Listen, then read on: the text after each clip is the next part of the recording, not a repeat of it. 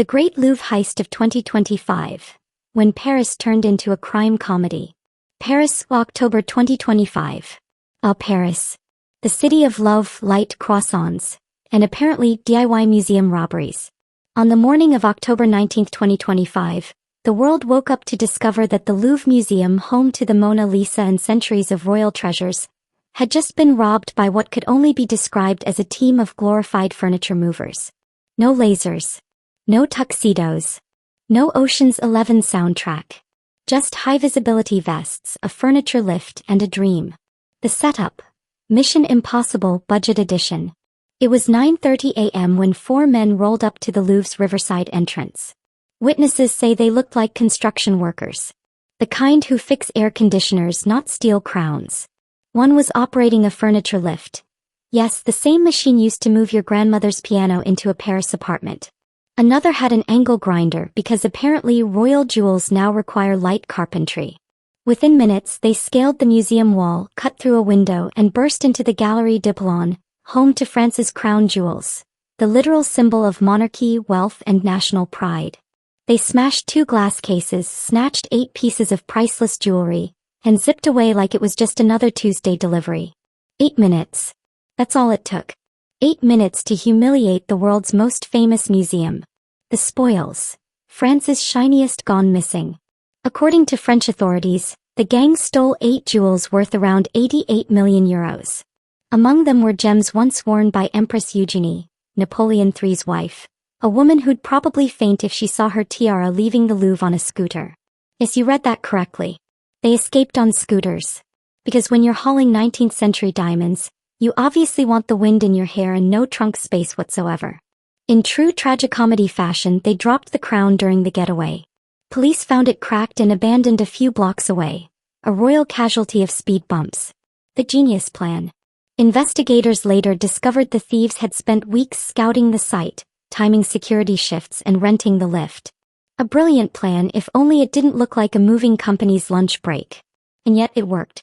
While tourists queued for selfies with the Mona Lisa, these 4 managed to rob the heart of France with the same tools you'd use for IKEA furniture. When questioned, one Louvre guard reportedly said, "We thought they were maintenance workers." Of course they did. Because in France, there's nothing more invisible than a man in a fluorescent vest holding a drill. The aftermath. Vive la sécurité. The French Minister of Culture called it a national humiliation. The Louvre closed its doors for a full day, something not even world wars or pandemics had managed to do. Parisians were furious. The rest of the world couldn't decide whether to laugh or cry. Meanwhile, the German company that made the furniture lift suddenly went viral. Their marketing team probably had the weirdest Monday ever. Our lifts can handle pianos, fridges, and even priceless royal jewels. Their Instagram account gained thousands of followers overnight. Proof that in 2025, there's no such thing as bad publicity. Only ironic publicity. By October 26, police had arrested 2 suspects.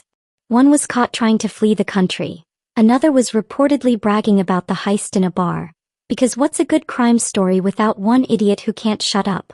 Interpol is still chasing leads, while French detectives insist some jewels might still be recoverable.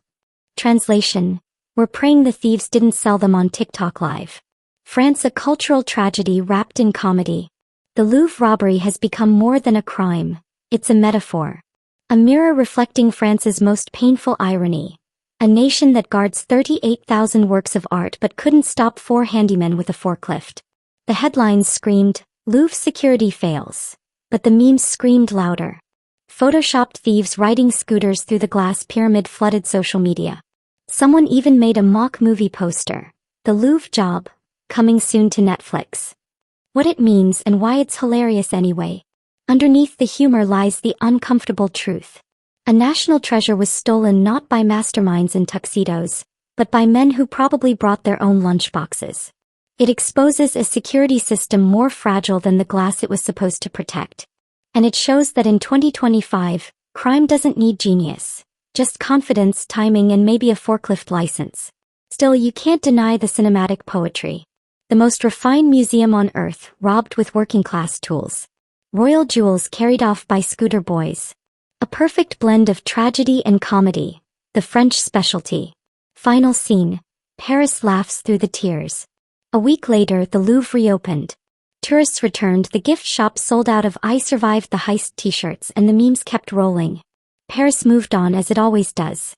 But somewhere in a tiny apartment filled with champagne bottles and neon vests, four men were probably laughing at how they fooled the world's most secure museum, with a lift, a drill, and an attitude. In the end, history will remember this as the day France got robbed by its own irony.